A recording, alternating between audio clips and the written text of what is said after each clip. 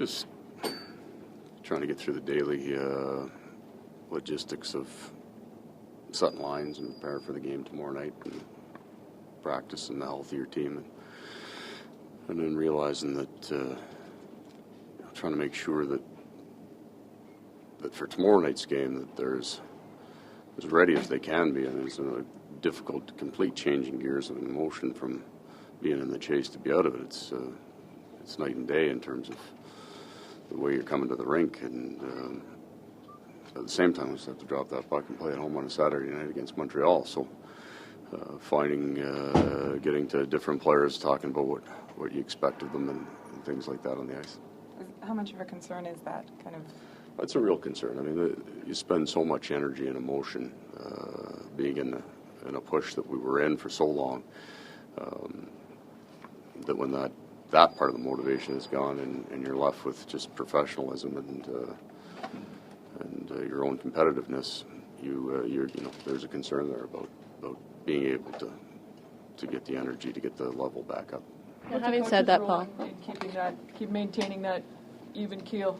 Well, I think in part is you make sure that you do the things that you would normally do on a game day to prepare, that the routine doesn't disappear.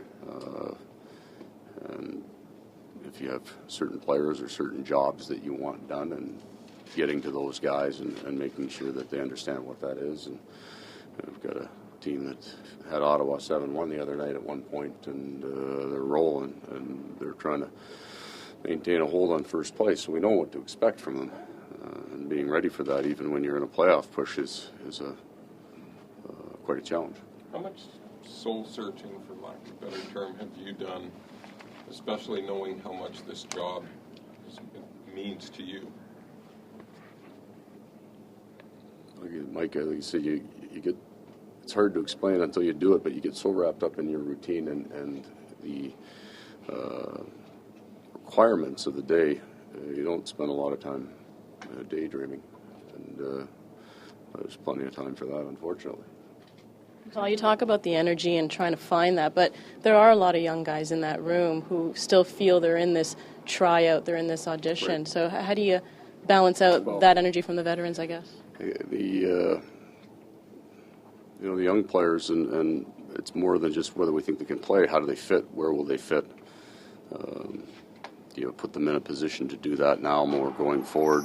Try different players at different positions, but I think you just have to rely on your veteran guys to have the pride in their own performance and compete because of that. That this is an emotional game, and so much of the game is finding that emotion, and the talent level and the skill level in the National Hockey League is the best.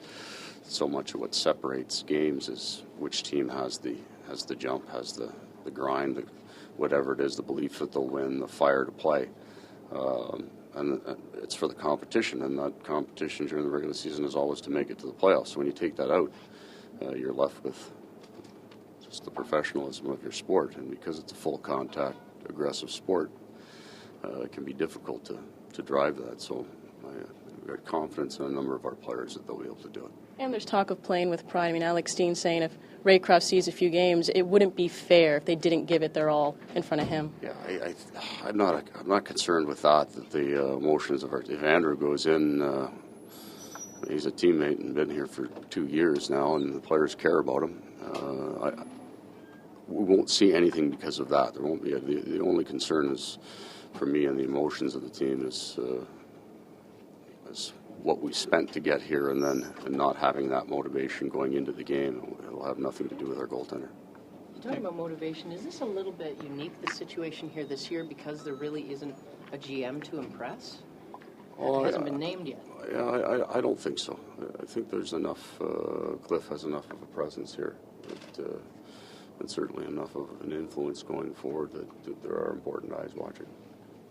Paul, do you expect to make some lineup changes maybe for tomorrow's game? Well, we've credit to the hockey club. We didn't have anybody in the locker room decide they were too hurt to practice today, but we do have some players that have different levels of injuries that we're going to assess, and how much do you want to push a guy if he's in a situation where he can get significantly worse. We'll talk about that, and we'll go through that with our trainers today and make some decisions.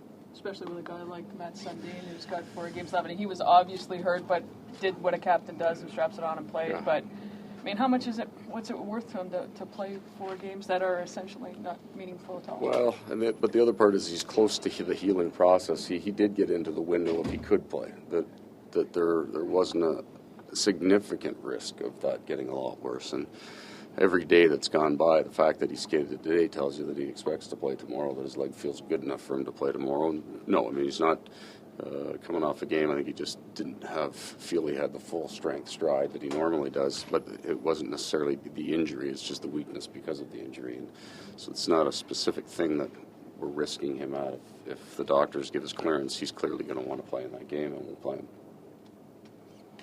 What is the emotional sag like for you the morning after elimination? I don't know that I can explain it. To put it into words, it's probably very, very close to what they go through.